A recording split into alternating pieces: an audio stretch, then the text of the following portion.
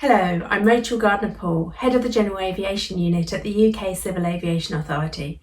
As General Aviation starts flying again following COVID-19, we thought we'd ask some of you, including some of our government GA ambassadors, what you think the future holds for general aviation, and also include some safety tips to help us all as we return to the skies.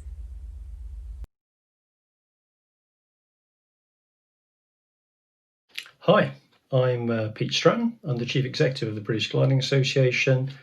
I'm a fairly experienced glider pilot, an instructor and examiner, as well as a GA aeroplane pilot. I've logged a total flight time of around 7,500 hours, and I probably fly about 100 hours a year normally, although this year that's far from certain. I got into aviation having discovered gliding as a 14-year-old, and I haven't looked back since.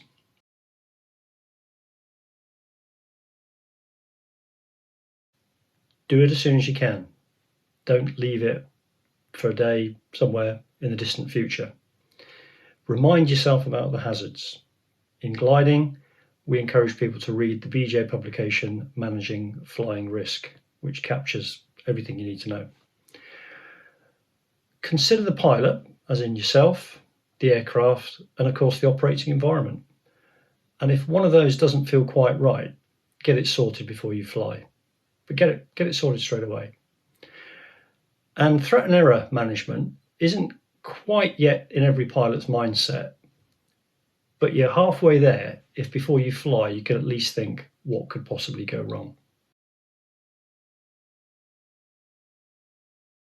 A very long road to recovery after COVID-19. There's a risk-averse culture emerging, and it's something that's quite prevalent to those people who work with the military, and it's probably best described as a situation where people don't feel they can make decisions or don't want to make decisions. And if that's unchecked, that's going to be a real problem for GA, particularly amongst those that have been regulated for a very long time and are unwilling or unable to get on with it without direction. Looking on the bright side, lockdown has thrown up a few opportunities.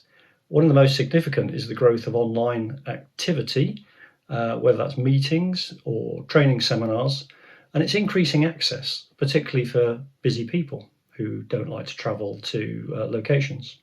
So I think it's something for the future.